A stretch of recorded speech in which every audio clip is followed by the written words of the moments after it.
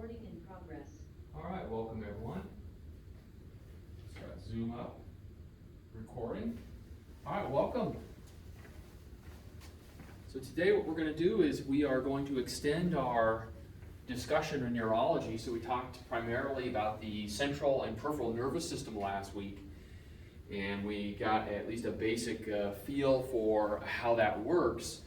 And now what we're going to do is we're going to add in a discussion about the special senses today, specifically focusing on vision, on hearing, on gustation, and olfaction, gustation being taste, olfaction being smell. And then we'll also talk a little bit about proprioception and balance.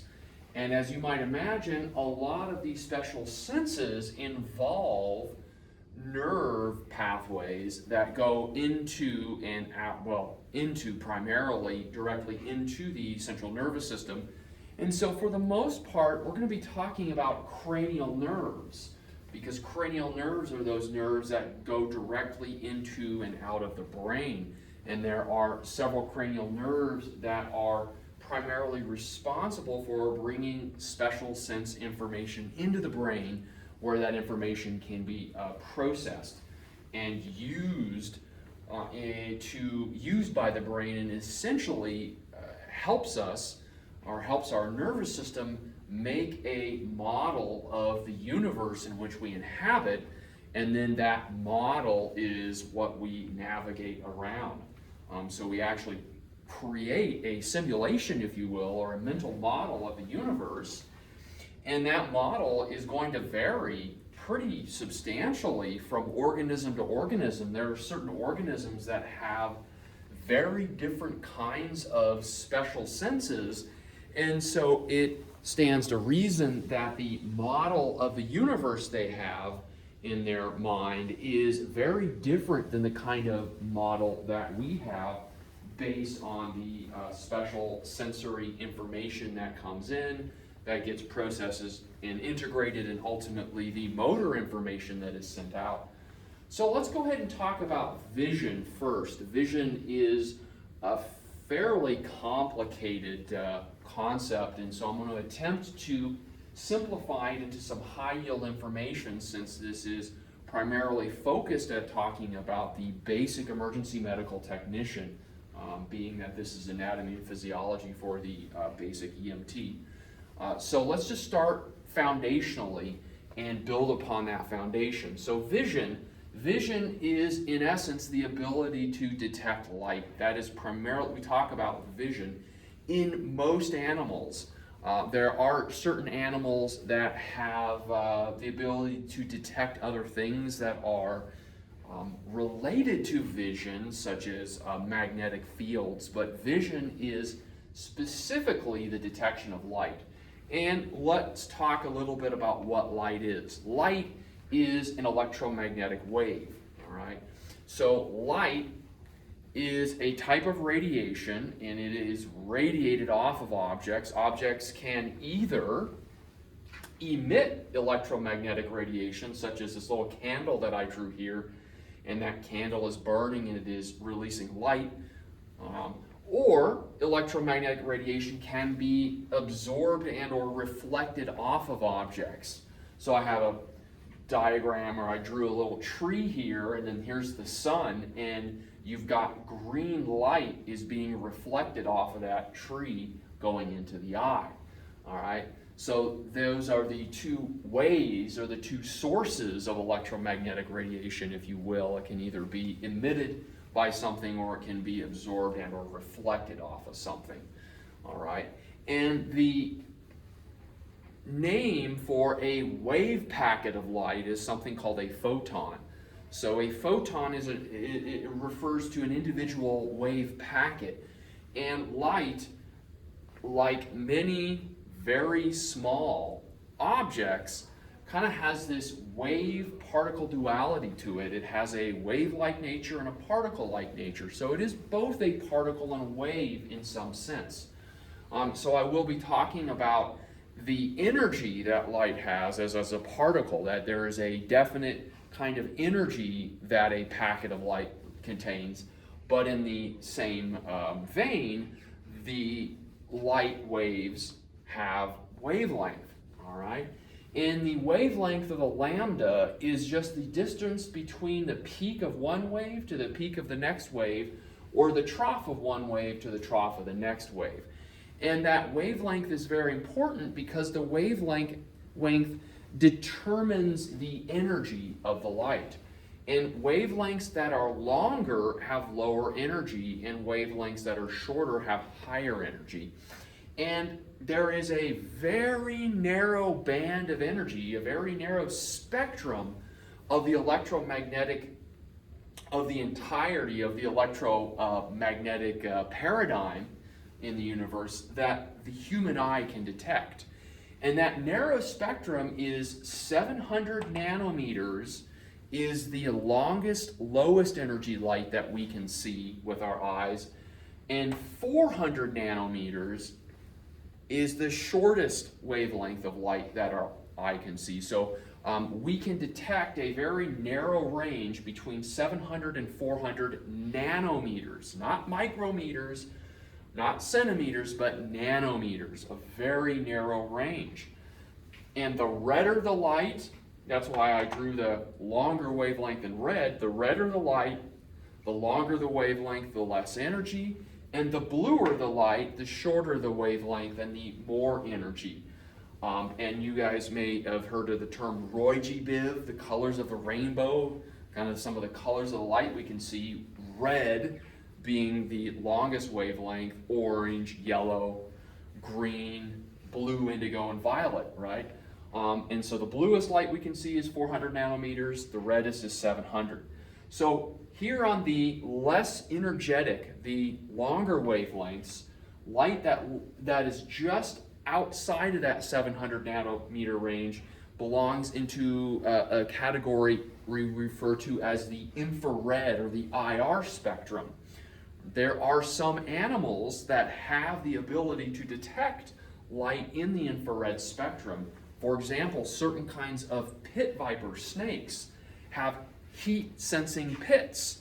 When we talk about heat or thermal, we are often referring to the infrared light that is being emitted from creatures that are exothermic, or that release energy as a part of their metabolism, of which human beings are exothermic creatures.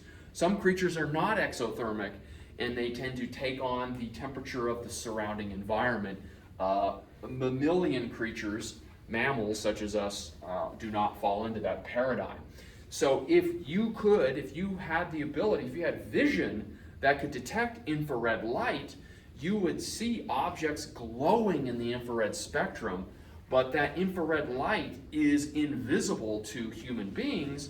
However, certain animals like snakes, for example, have the ability to detect this infrared light, all right? So certain animals have certain visual capabilities. Light that has even longer wavelengths than infrared is what we refer to as microwave, and then the longest wavelength light, the lowest energy light, is referred to as radio waves. Again, infrared light, microwaves, and radio waves are completely invisible to us. We are unable to detect that with our unaided eye. Now, light that has a smaller wavelength than 400 nanometers, that lies just outside of our ability to visually perceive, is referred to as UV or ultraviolet light.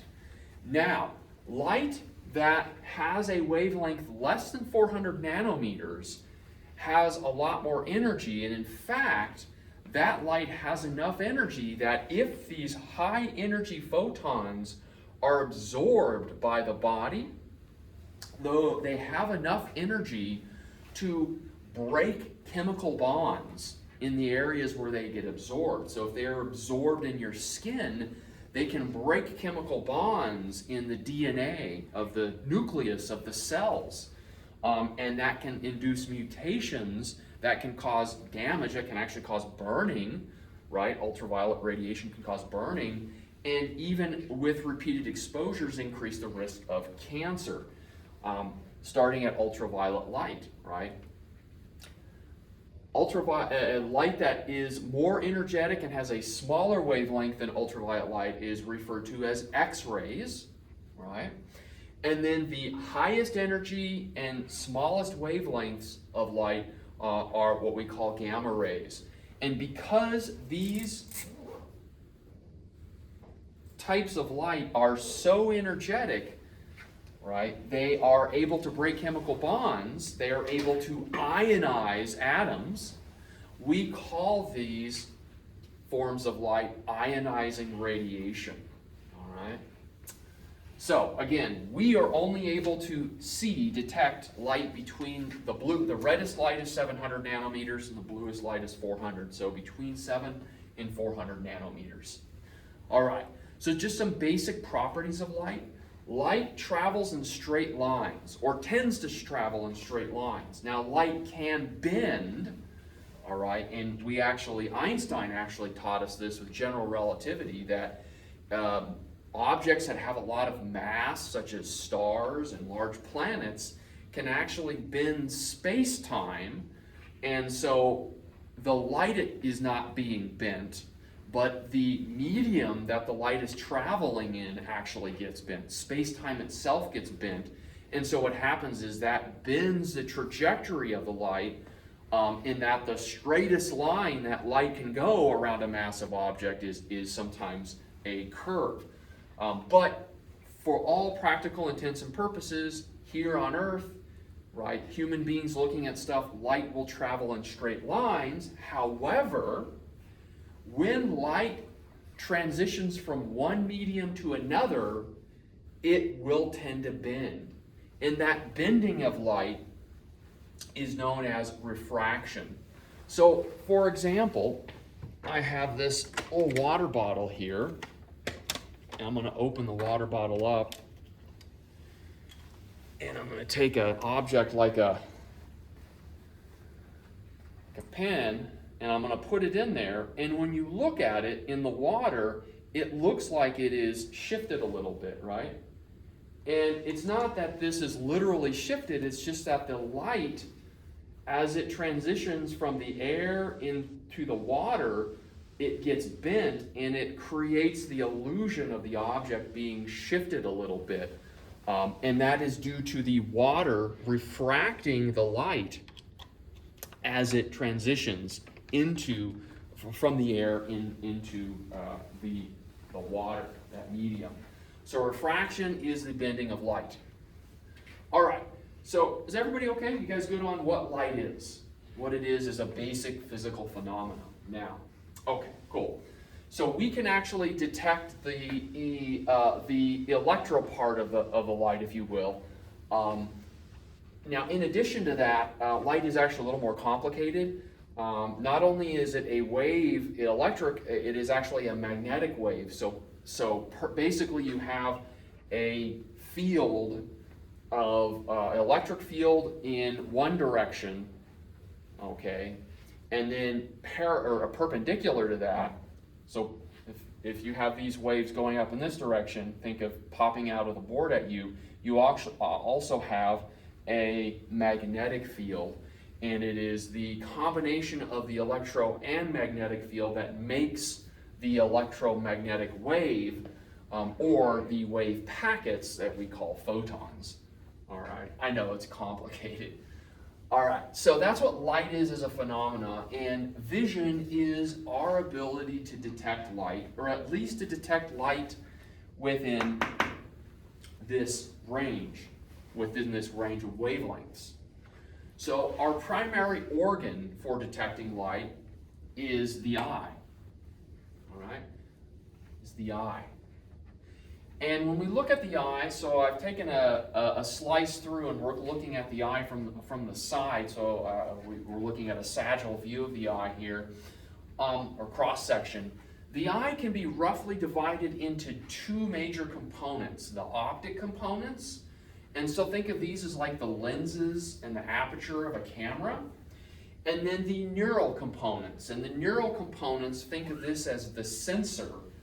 So on most cameras, they have what's called a CCD, or a charged coupled device, that where that light that comes into the camera is converted into an electrical signal that is ultimately converted into a picture. So something somewhat analogous is happening to the eye. So you've got your optic components of the eye, and then you've got your neural components of the eye. And I want to just talk about some of the basic optic components. All right? So the front of the eye, or the part of the eye that is interfacing with the environment, has some different components to it. So when you look at the eye, when you look at someone's eye and you see that whiteness of the eye, that whiteness of the eye is what we refer to as the sclera. All right? And the sclera is covered in a membrane called the conjunctiva or the conjunctiva. All right? That covers the entire front part of the eye except the part of the eye where you see a ring of color. Right? When we talk about someone's eye color, brown or blue or green, that ring of color is called the iris. And the iris, and then the middle part of the iris, which is actually a hole, all right, called the pupil. So pupil is just a hole in the iris, right? And the iris is covered in its own membrane called the cornea. So the very front of the eye, covering the cornea, is the iris, and then everything else on the front of the eye is covered in the conjunctiva. All right? Does that kind of make sense? All right, so what happens is light is coming in, and that light will travel through the front part of the eye. And the front part of the eye can be divided into two major chambers. All right? So you've got the chamber here that is the outermost chamber of the eye where the cornea is covering.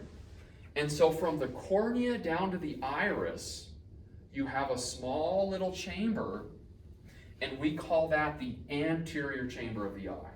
All right?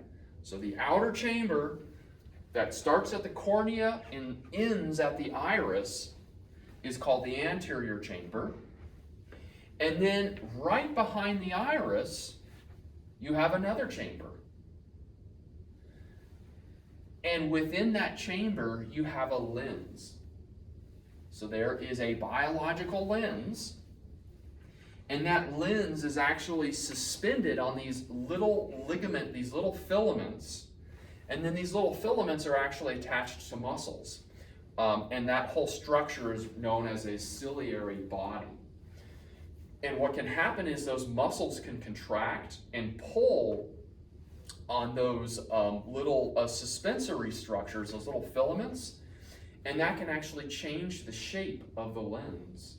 And that will allow us to focus on objects. So objects that are closer up, right, when you focus, right, the ciliary body is pulling the lens in a certain way to allow you to focus on close-up stuff, and then stuff further away requires a different type of focus, right? And so in and out of focus, and when you see something that is blurry and then it focuses in, that's actually the lens changing its shape, being tugged on by those suspensory filaments, ultimately by smooth muscle in the ciliary body. All right? So from the iris to the lens, there is another chamber called the posterior chamber. All right? So you've got the anterior and the posterior chamber. The posterior chamber goes from the iris to the lens. And both the anterior and posterior chambers are filled with a clear fluid. Okay? It is a clear, watery fluid.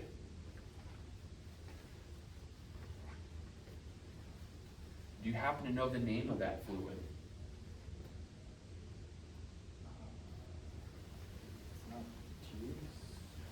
No, that's the outer part of the eye. So that's not inside of the eye.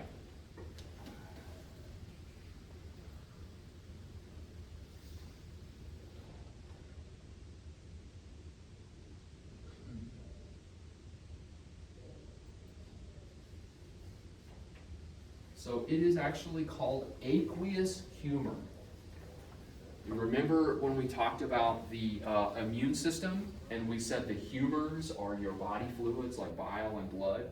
So aqueous is watery fluid. So aqueous humor fills the anterior and posterior chamber. And if you get too much of that fluid and that causes the pressure in these chambers to increase, that is a condition called glaucoma. Right? That's what glaucoma is. And glaucoma can be the result of different things. And it actually, you can look at, there's a little drainage system in the ciliary body here that drains the aqueous humor. And if there's too much tissue that forms in there and the angle narrows down and prevents drainage of the fluid, we call that narrow angle glaucoma or closed angle glaucoma. But if that angle is normal, we call that open angle glaucoma. In either case, that elevation in pressure can cause damage to these structures and can lead to vision changes and even vision loss. All right. So the light comes in, and the iris, the colored part of the eye, is actually a ring of smooth muscle. And that smooth muscle can contract, and when it contracts, it actually pulls the iris together, and that hole gets smaller, right? And the pupil gets smaller. And that does what? That lets in less light. So in very bright environments, the pupils get smaller, right, to control the amount of light that goes in. And then in dark environments, right, that muscle relaxes and the pupils open up. The opening in the iris gets larger and more light comes into the eye. Does that make sense? So that is a mechanism for regulating the amount of light that comes into the eye. And then that light passes through the pupil, and then that light goes into the lens, and the lens focuses the light as it goes in through the back part of the eye. And the back part of the eye, it has a different kind of fluid within it. It is a gelatinous-like fluid. So it is not aqueous humor, but rather it is called vitreous humor. Vitreous humor. It is a clear jelly-like fluid. And then that light goes through the lens, and then that light creates an image that should be focused on the back of the eye. And the back of the eye, where you have the actual sensors, there are actually cells that sense the light, is called the retina. All right? The retina is the back of the eye where you have these sensors that detect different types of light, different wavelengths of light. And the way that this works is the very back, almost right behind the pupil of the retina, is something called the macula. And the macula is where the center of your vision is. It forms the central part of your vision. All right? So when you look straight ahead at something, right? When you are looking at something and focusing on, and it is in the center of your vision, that is the macula. And what you'll notice is it is very sharp, right? Sharp details. And then around that, unless you focus, but if you're focusing straight ahead, what happens to the stuff around that? It kind of gets fuzzy, right? And it kind of looks like it's out of focus, right? And that is this what we call the central vision, right? Or the peripheral vision. But the macula, all right, is central vision, and the very center part of the macula is called the fovea, and that is important because it contains the highest number of color sensing cells.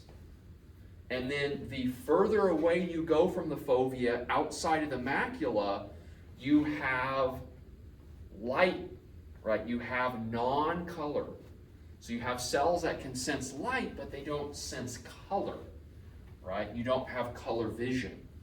And I'll talk about why that's important here in a little bit, all right?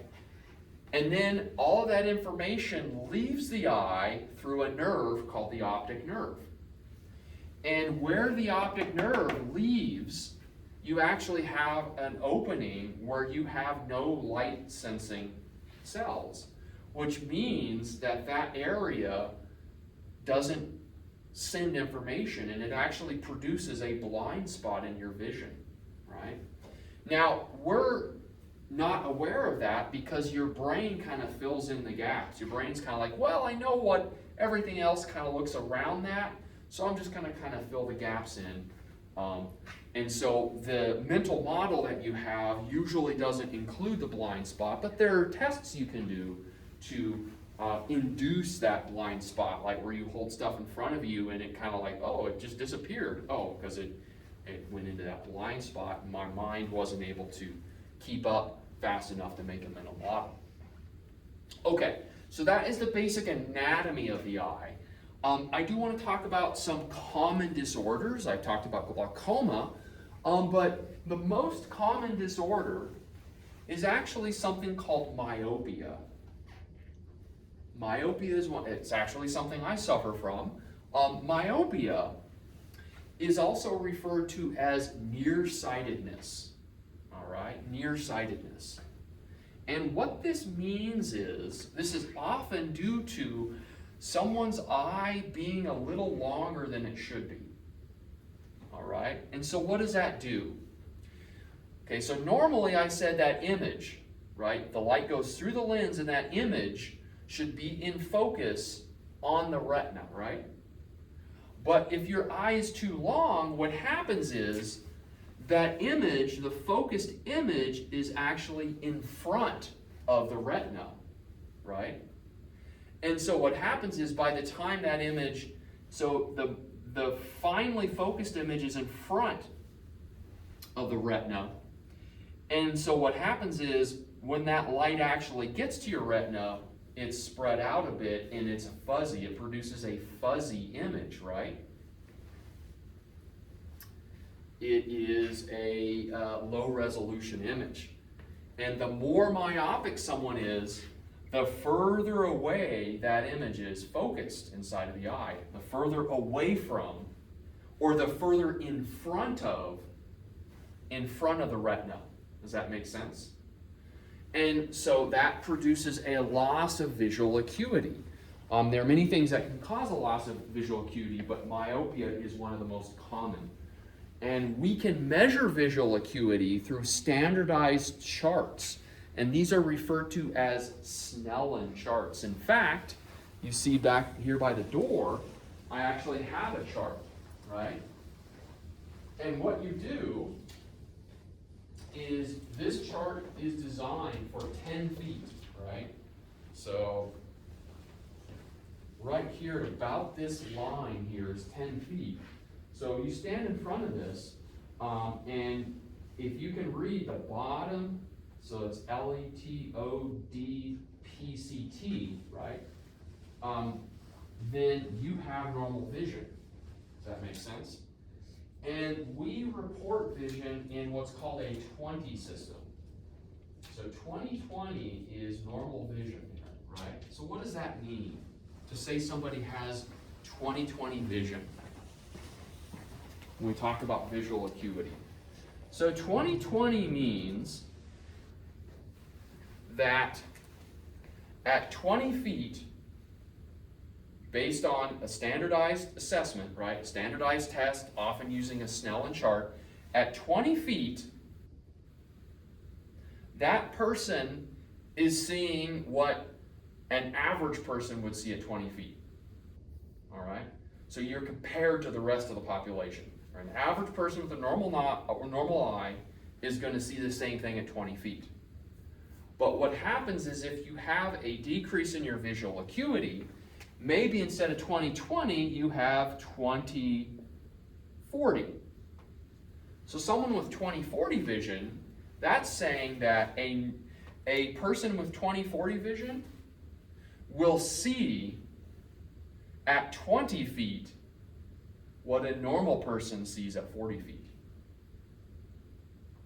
So if I have 20/40 vision, my visual acuity at 20 feet would be the same as somebody else's visual acuity at 40 feet. So it is as if I'm looking at an object that is 40 feet away instead of 20 feet away, right? Or 2100, right? So I would see an object, it would look like 100 feet away, right? So if an object at 20 feet would actually look like it's 100 feet away. That would be the acuity. Does that make sense? And then you can go, 2200, et cetera, et cetera. Does that make sense? And then on the other hand, people that have vision that is better than average, right? For example, 2015, someone with 2015 vision, right? What does that mean? Well, that means that a person with 2015 vision is seeing an object like it was 15 feet away instead of 20 feet away. Does that make sense? All right, so that's what that means. And so myopic individuals are going to have 20/40, 50, 100, etc., right? Now, another type of visual problem is something called hypermetropia. And hypermetropia is where the eye is a little smaller than it should be, or a little shorter than it should be. And so instead of that being in focus in front of the retina, the focal point is actually behind the retina. So what does that mean?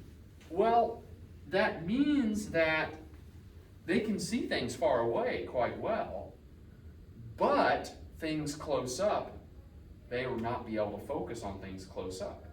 And so we say that those individuals are farsighted. A farsighted person can see things far away clearly, but cannot see things close up clearly. Does that make sense? And then people who are myopic, we say that they are nearsighted. They can see things nearby well, but they can't see things far away. Does that make sense? And we can correct that because it really just comes down to the focus, right? Where the focal point is. And so what we can do is if we put a lens in front of the eye that can refract light in a way that results in that image being in focus on back of the retina, we can correct the visual problem. So people who are myopic need concave lenses. So you see I drew a little concave lens. It's thinner in the middle. And that concave lens will spread that light out a little bit and will move the focal point closer to the retina. So that's the kind of lenses that I have in my glasses, actually. And then people who are hypermetropic or farsighted will have a convex lens, and that convex lens will shift the focus back in that direction. Does that make sense? And the term for the power or how much a lens curves light or refracts light is something referred to as a diopter. So when you go to the optometrist, the eye doctor, and you get, right, they figure out what kind of lens you need, the prescription, right, the prescription for that lens is measured in diopters, right? And diopter is just the how much a lens can curve light, okay? And for people who are nearsighted, they need correction in negative diopters. So for example, I need about negative 4.5, 4.5 diopters to correct my nearsightedness. And people who are farsighted need positive diopters. So when you go to Walmart and you look at reading glasses, for example, and what does it say? It will say +1 or plus 1.25 or +2. And that is saying that that is a convex lens that has plus 1.5 diopters of curving power. And those glasses are designed to treat farsightedness because it is positive diopters. Does that make sense? So reading glasses are designed to treat hypermetropia, right? And it's very common, and a common cause of this is your eye can be too small or not long enough. But another common cause of this is actually dysfunction of the lens. As you get older, your lens becomes less pliable and it doesn't work as much, it doesn't move as well, and it is not able to focus the light as effectively. And so that's why older people like me tend to have to use reading glasses, because they get hypermetropic as they develop lens dysfunction. There are some other diseases of the lens that can cause visual changes as well. You can actually get plaques and deposits that form on the lens, and then the lenses become cloudy and they absorb light, and light can't go through them anymore, and that produces a very blurred out vision, and that is referred to as a cataract. Now, unfortunately, you can't correct a cataract with corrective lenses, right? Because it's a problem with light not being able to go through the lens. And so the only way to correct a cataract is to surgically remove the lens and then implant a new one, an artificial lens. All right, that's what happens with cataract surgery. All right, does that make sense? So far so good? Okay, moving along. So what I want to do now that we understand a little bit about the basics, I want to talk a little bit about what's going on in the retina. Right? How is electromagnetic radiation actually converted into a neuro impulse? All right? And it's incredibly complicated, and so I'm going to have to simplify it quite a bit, but I think we'll get some basic understanding here. Okay, so what I've done is, see the retina here? I want you to imagine that we've taken a little piece of the retina and we've enlarged it in this picture right here. So this is toward the front of the eye, this is the front of the retina, and this is the back of the retina here, all right? And there are 4 different, so this is a weird thing before I go there. So the weird thing is light is coming in here, right? And that image is being projected onto the front of the retina. Those waves, those packets of light, those photons actually have to go through the thickness of the retina, and they have to move through the retina and actually activate the photoreceptors in the back of the retina. Is that weird? Kind of crazy. So the light goes through the retina, and then that light interacts with these photoreceptor cells. And there are 4 types of photoreceptor cells. Well, there are 2 major categories. There are these, and see kind of how it looks like a little rectangle? That is something referred to as a rod. Okay? So this is a rod. And then you see how these little photoreceptors have different colors? There's a green one, a red one, and a blue one. And see how it has kind of like a conical appearance? Those are called cones. So cones and rods are the 2 major categories of photoreceptor cells that you have within your retina. All right? The rods, and you see I drew that in black and white there. There's a reason. The rods are located in your peripheral vision. So most of the rods are actually located outside of the macula in the periphery. And the rods do not perceive color, but they are very good in dim light. So we rely primarily on the rods in our periphery to navigate in dim lit situations. That's why your night vision, you don't see a whole lot of color at night. The darker it gets, the less color you can perceive, because you are using more rods as opposed to cones. And rods tend to produce very low resolution images, right? So at nighttime, it's not sharp vision, is it? It's more like movement and motion and kind of blurry. So it's low resolution. Whereas the cones are primarily located within the fovea and more broadly within the macula. The fovea is the central part of the macula, all right? And these are responsible for the central vision that's sharp and high resolution, has lots of color, but requires a lot of light. So this works best in bright light. And then under ideal situations, you have both the rods and cones providing information, and you get a good combination of that. But depending on the situation you find yourself in, you will rely more on rods or more on cones. Does that make sense? So that light interacts with these photoreceptor cells, and then these photoreceptor cells, when they are activated by certain photons, interface with what are called bipolar cells. Remember we talked a little bit about bipolar neurons last week?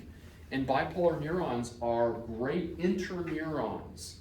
They are the in-between guys that transmit information in between. And so the photoreceptor cells, when they get activated, they send that information to the bipolar cells, and these bipolar cells in turn send information to the ganglion cells. And then the ganglion cells actually become, millions of them, actually become the optic nerve, all right? So the photoreceptors, the bipolar, and then the ganglion cells. And then there are actually horizontal cells that traverse in between these, and I've kind of omitted them from this picture to try to simplify it a little bit. All right? So the way that it works is, when we look at the rods, there are actually about 100 rods per ganglion cell. So I drew this as 1-to-1 here, but I want you to think of, there are about 100 rods, 100 of these individual photoreceptor cells per ganglion cell.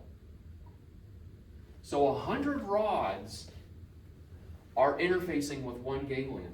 So what you have is you have a large area, an area of 100 rods that activate one ganglion cell.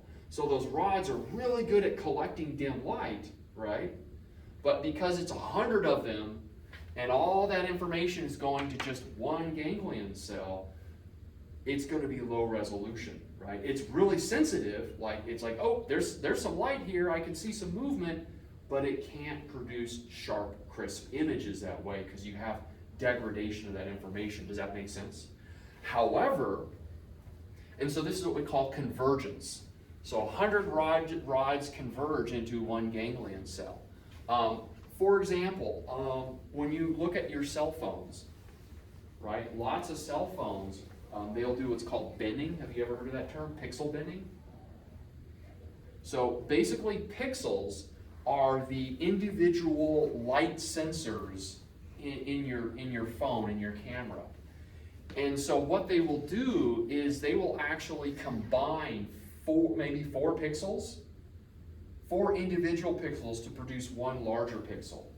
And that helps with low light in some cases, but it can decrease the quality of the image, right? And so, for example, you may have let's say you have a 64 megapixel sensor. So that's 64 million individual pixels on the sensor. But what your phone does is it may bin 4 pixels to produce one larger pixel, right? It's called pixel binning. So the actual image is the actual image that's produced on your phone 64 megapixels? No, even though it's a 64 megapixel sensor, because it combines 4 pixels to produce one larger pixel, you actually have to divide 64 by 4, and what does that give you? 16. So the actual image is 16 megapixels. That's somewhat similar to what you see happening here, right? You are binning, essentially, 100 rods per ganglion. So 100 rods individual rods are being used to produce 1 pixel. With the cones, however, there is lower convergence, and it is closer to 1-to-1. Not exactly 1-to-1, but much closer, right? Much closer to a 1-to-1. So you get more high resolution information making its way into the optic nerve. Does that make sense? Yeah. So like if you have like a newer iPhone where you can take the full high quality raw photos. If you look on your camera, I think this is like iPhone 14 and above. There's like a HIF max or option where you touch that option, and that actually turns the pixel binning off, and you can use the full, whatever is it, 48 megapixel sensor, right? 48 megapixels. But when that's turned on, I think it's a 4-to-1, so it produces like a 12 megapixel image using a 48 megapixel sensor. Hopefully that kind of makes sense. Cool, yeah. And I'm using the iPhone as an example, but many other types of phone cameras use this kind of paradigm. Okay, so that's what we got there. So what I want to do is I want to talk a little bit about the rods and cones in some more detail. And these cones and rods contain different pigments, different light-sensitive or photosensitive pigments, or pigments, however you want to say that. And the 3 main colors that your rods can detect are green, red, and blue. And then what happens is you can actually combine, and you remember taking art class in school, and you talked about the 3 primary colors? The 3 primary colors are green, red, and blue. And then you can mix and match those to produce all of the other colors, right? So much, you can add a little bit of green to blue, and what is that? Or a little bit of green, a little bit of green and red, and that kind of gives you yellow, right? You kind of get yellowish, and you can add red to blue. And you can get orange and brown and all the other colors from combining these 3 colors, right? And when you look at a cell phone, for example, if you really look close to the screen of your cell phone, you will actually see tiny little squares of green, red, and blue. If it's an older phone, it will have an LCD screen. And if it's a newer phone, it'll have something called OLED, or organic LED, where you have tiny little diodes that emit either green, red, or blue light. And they can mix and match that light to produce all the colors. And then if there is no color, it's black, then the LEDs just turn off, right? And there's no light there, and that's how you get the black. So that's how you get your color vision. And people that have, oftentimes it's a genetic mutation where they don't have the pigments or the ability, they don't have functional cones to detect certain colors. They're what we refer to as colorblind, right? So there are a lot of people that may not be able to detect red, right? So their red cones are dysfunctional, or don't work, or unable to detect hues of red, right? And so they are what we call red colorblind. That's what colorblindness is. All right? Does that kind of make sense? Okay, sweet. So what I want to do is I want to do a little more detailed comparison between the rods and the cones. All right? So when looking at the rods contain a visual pigment known as rhodopsin. Rhodopsin is also referred to as visual purple. All right, that's just another name for rhodopsin. All right, and rhodopsin is actually a combination. The rhodopsin molecule is a combination of opsin and retinol. Retinol, that seems kind of familiar. Retinol. Vitamin A. Vitamin A, yes. Vitamin A gets converted into retinol. This is one of the important reasons why you need vitamin A. Retinol comes from vitamin A. So rhodopsin is a combination of opsin and retinol.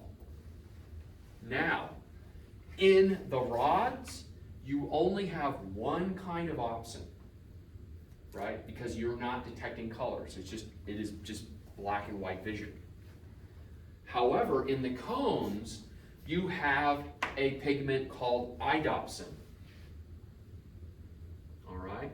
And idopsin can either have red, green, or blue opsin. And so these pigments will absorb red light at a certain wavelength, or blue light at a certain wavelength, or green light at a certain wavelength, plus retinol. All right? Does that make sense?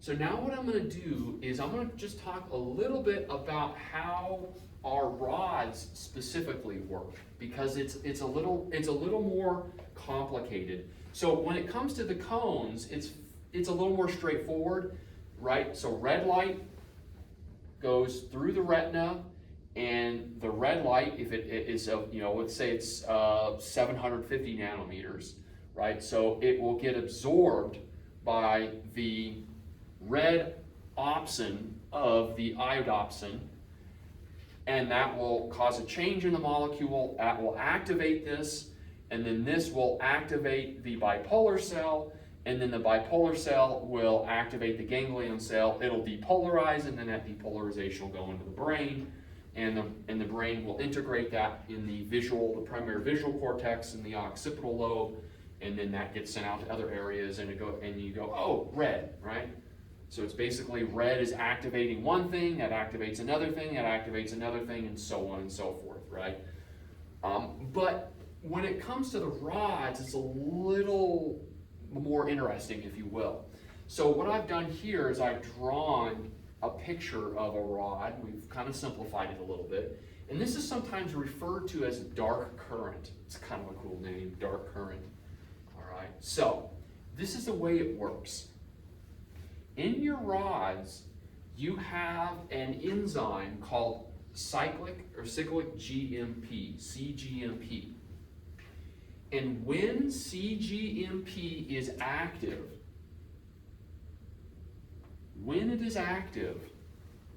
it causes sodium channels in the rod to open up. And when sodium channels open up, sodium rushes in and it depolarizes the rod. Does that make sense? And when the rod depolarizes, it releases a neurotransmitter called glutamate. Remember, we talked about glutamate because glutamate is the primary excitatory neurotransmitter in the central nervous system. All right. Does that make sense? So glutamate gets released, and glutamate gets released onto these bipolar cells. And remember, there are actually, ultimately there are about 100 of these rods per ganglion cell. So glutamate gets released, and then it activates the bipolar cell. And then the bipolar cell releases glutamate that activates these ganglion cells here.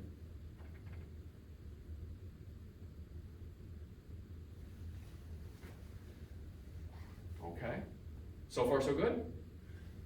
So this is what happens when there is no light coming in. It's pure dark, no light coming into your eyes.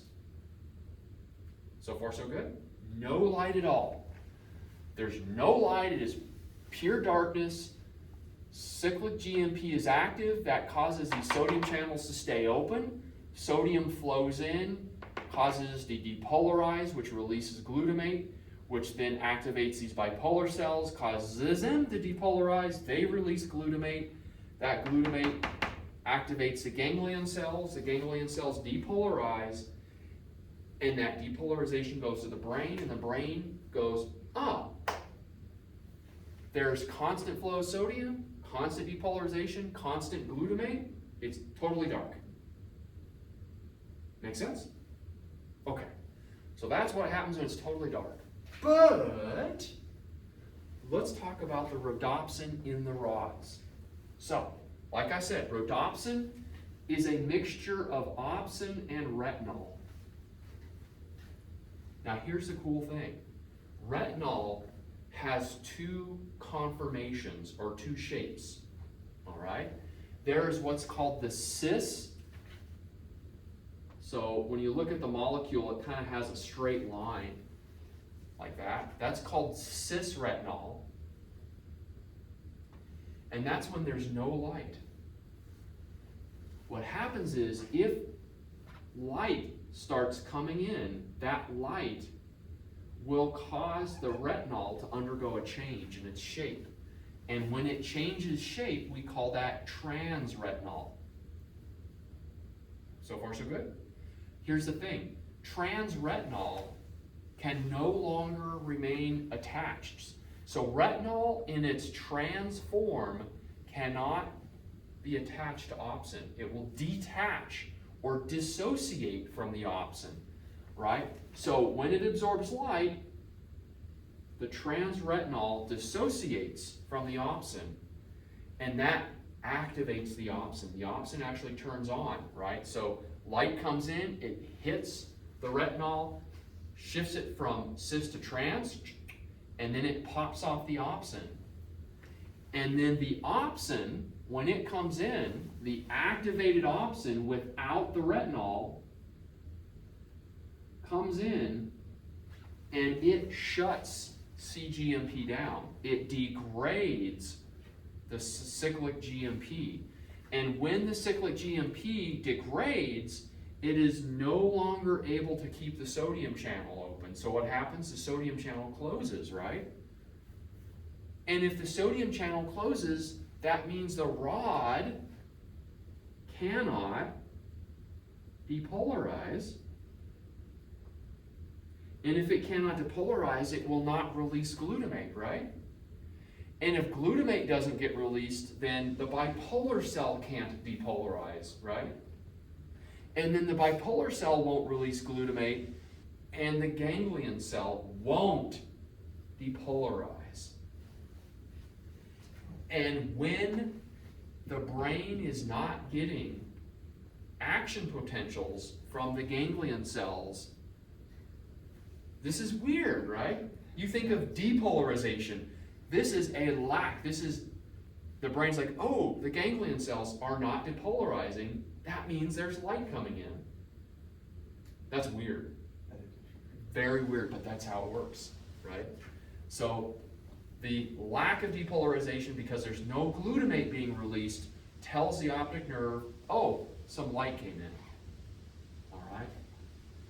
Versus with the cones, light comes in, activates the cone, it activates the bipolar cell, it activates the ganglion, and it activates the optic nerve, right? So it is almost completely opposite to what we see in the cones, right? Kind of crazy. But it also really does emphasize the importance of having retinol, right? You need retinol, particularly when it comes to your night vision. All right? So far, so good? All right. So now we kind of understand the eye, what's going on in the eye a little bit. Now let's talk about that information leaving through the optic nerve, right? It's coming out of the optic nerve. Where does that information go? Well, are you all familiar with a concept known as decussation? Decussation means to cross over. So you may have heard, I think we mentioned it last week, you may have heard that the, like with motor, all right? You may have heard that the right side of the brain controls the left side of the body. Have you heard of that before? That's partially true. Okay? So remember we talked about the motor and sensory cortex? So when we look at the brain here, so remember I said the brain is roughly like 3 major components. You've got the outer folded component that is the cerebrum, or the cerebral cortex.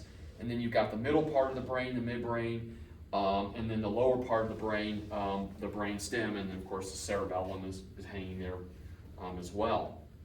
So You have got at the very back of the frontal lobe, you have the motor cortex, and then the front of the parietal lobe, you have the sensory cortex.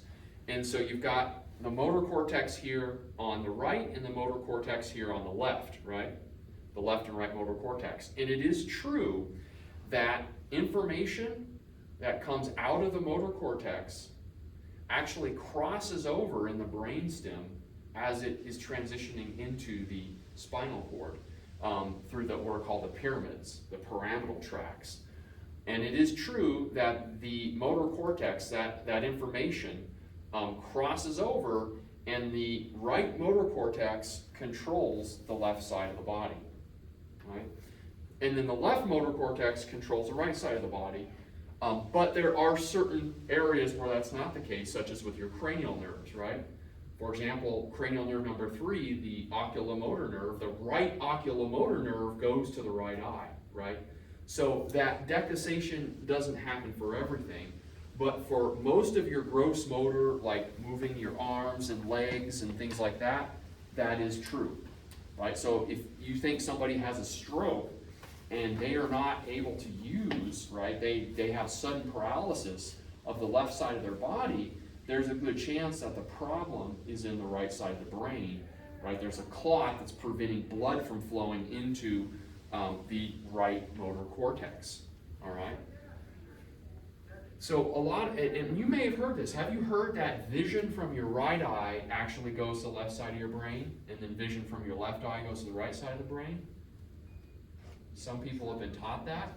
That's not totally true. It's sort of true, okay?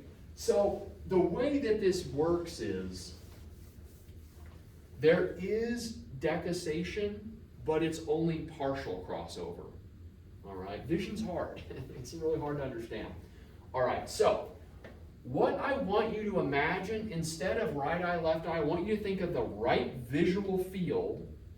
All right, so if you were to imagine your vision, and maybe vision is what you can see, the entire field of vision, if we lay it out as like a large rectangle, right? And then you draw a line right in through the center of it there, right? All this stuff to the left of the center, we would call the left visual field. Does that make sense? And then all the stuff to the right of that would be what we call your right visual field. All right? So far, so good? So, and then what you have is you have your eyes here. Right? You've got your left eye and your right eye. The problem is, does the left eye provide all of the left visual field? No, right? Does the right eye provide all the right visual field? No, because the eyes cross over, right? And that's actually what we call binocular vision, where you have two visual sensors and that information comes in and it gets combined, right? It's not. So normally, if you have normally functioning vision, when you look at something, you don't see two different images of it, you see one image, right? So the two individual images that are coming into your eyes have to be combined to produce one image, right? And that's called binocular vision. So what happens is, let's look at the left eye here first. And I've color-coded this for you. So I've color-coded the visual field. The left visual field is being blue, and the right visual field is being red. So we look, right, so this is center line here. So the lateral aspect, the outer part of your left eye, right? So if you cut your left eye in half, like a sagittal view for the, right in half, the left half of the left eye is what produces the left part of your visual field, right?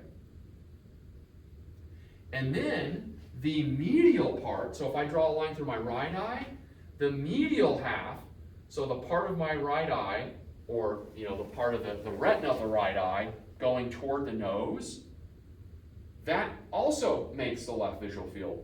So this information out here, and this information out here on my left eye, and this information here on my right eye needs to combine to produce the left visual field, and then the right visual field is the medial half of my left eye toward the nose, and the lateral half of my right eye. That information needs to be combined to create the right visual field. So this is where the crossover happens here. Does that make sense? So the left visual field stays on the left side, right? So the lateral part of the left eye, that part of the optic nerve stays on the same side of the brain. So there is no crossover there. And then the outer part of my right eye, right? Or I'm really talking about the retina going to the optic nerve. That outer part goes straight back. Does that make sense? And so where the crossover happens is the inner part of the right eye and the inner part of the left eye, that information, that's what crosses over, right? The information coming in from the medial part crosses over, so you get that binocular vision, that visual field. Does that make sense? So what I've drawn here is the left, all right, the outer part, the lateral part, goes straight down to the primary visual cortex down here, the occipital lobe. And then the outer part on the right eye, the lateral part on the right eye, straight down to the primary visual cortex on the right side. And then the inner part, the medial part of the left eye, crosses over where it meets up with the rest of the right, and then goes to the right side. And then the medial part of the right field on the left eye crosses over, and then the medial part of the left visual field in the right eye crosses over here. Does that make sense? That's where you get the crossover. So you don't get complete decussation, right? You get partial crossover, so you have a mixing of those visual fields. So you have a full left and a full right visual field. Does that make sense? And where the crossover happens is actually at the base of the brain.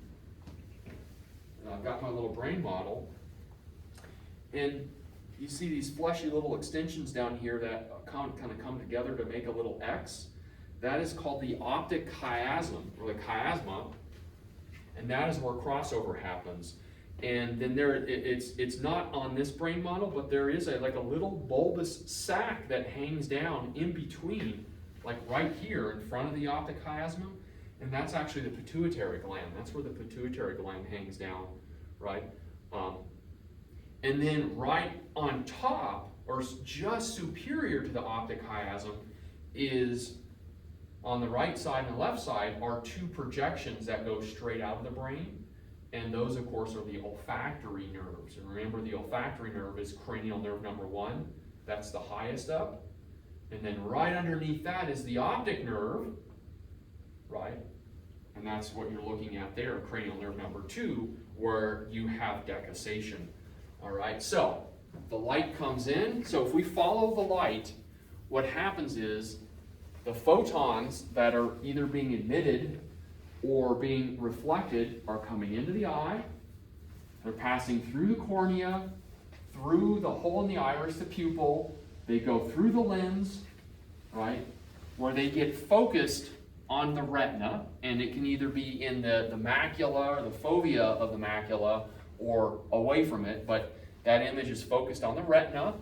And so the light passes through the retina where it interacts with either the rod or the cone photoreceptors, and then that information goes into the optic nerve here, and that optic nerve leaves the eyes where you have decussation of the medial parts,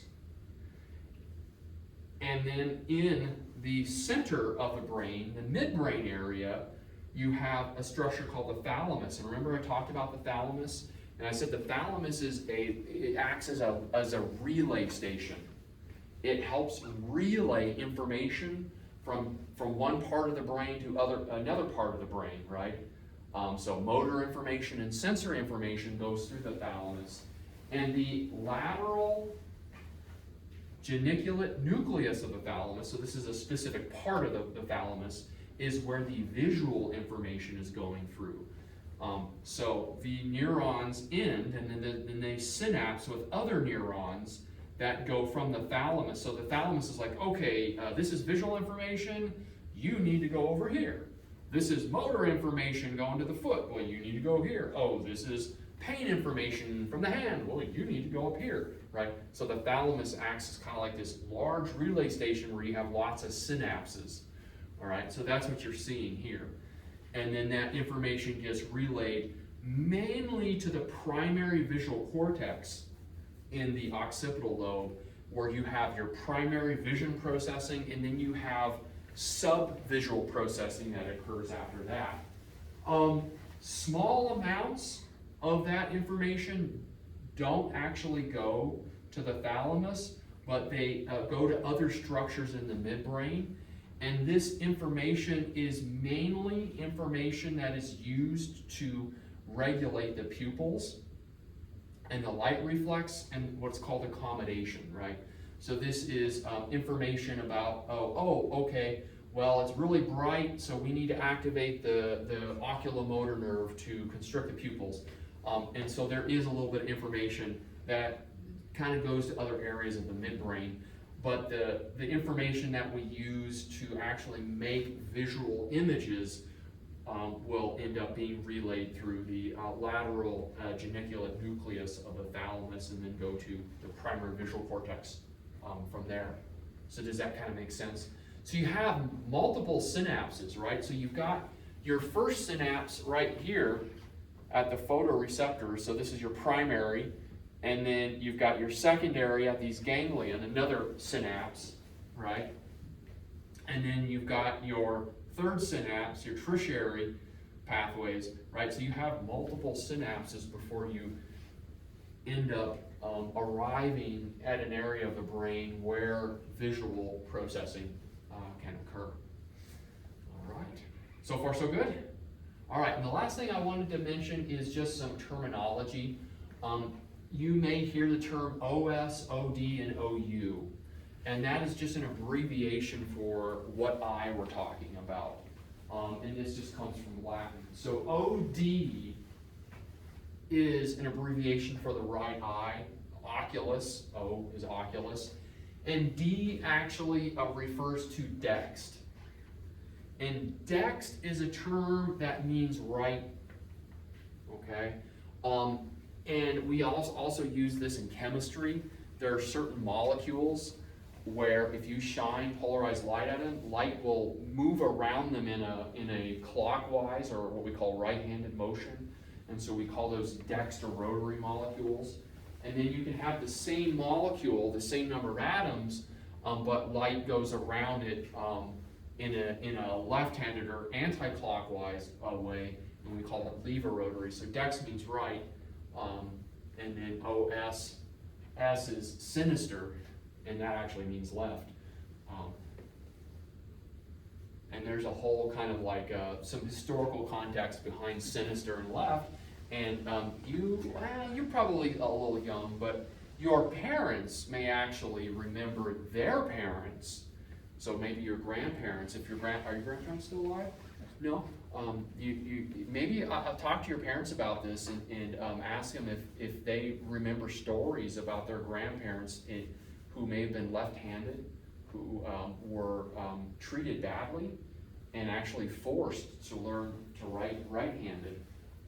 Because back in the day, left-handedness was considered problematic, it was considered abnormal, it was considered kind of sinister, hence the term,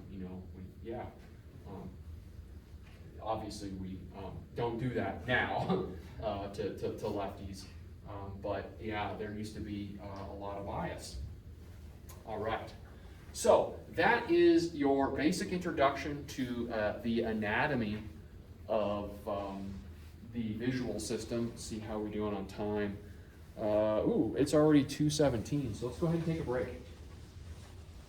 And then I'll come back and I'll talk a little bit about night vision, just because it's kind of a fun thing to understand now that we understand light a little bit. Night vision, as far as night vision devices.